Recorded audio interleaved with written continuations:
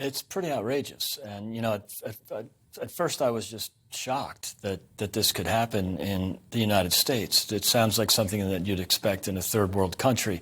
This escalation of the state apparatus to punish or criminalize political opponents. That's just not the way that the system should work. And, they've been at this, the Democrats and the radical left have been at this really for 6 years now, since the 2016 election.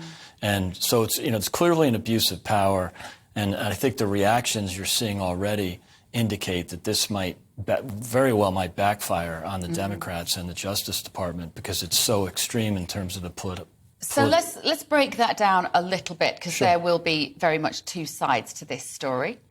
Those who have faith in the system, I'm not sure there's that many left, will say that this is merely a government agency, a state agency, doing what they have to do. The accusation is that there are about 15 boxes of documents which Donald Trump took from the White House, which, if proven to be true, would be illegal. That's what they would say. If he has taken these documents, they're right, aren't they, to go into his house? It's a bit of a stretch, and it's almost, legalistic, because it's ultimately the president that decides which documents should be classified or not, ultimately. So, but this didn't necessarily have to be a raid, and as I said, they've been at this for 6 years. You look at Roger Stone, Paul Manafort, Cohen, Peter Navarro, who's a respectable trade negotiator.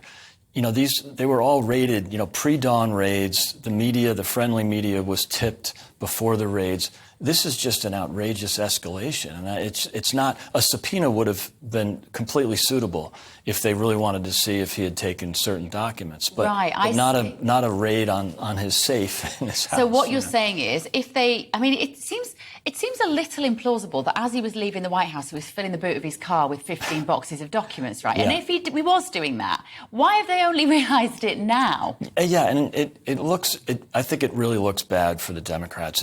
You could argue that they're trying to just create a distraction. Again, I think it will fail because you've seen people like Alan Dershowitz and Ed Meese come out already criticizing this, this outrageous escalation. And then you look at who they haven't raided. They haven't raided Hillary. They haven't raided the Russian collusion hoaxers. They haven't raided Hunter and Joe Biden. The FBI sat on the Hunter Biden laptop from 2019 on and completely ignored it and buried it before the election. Well,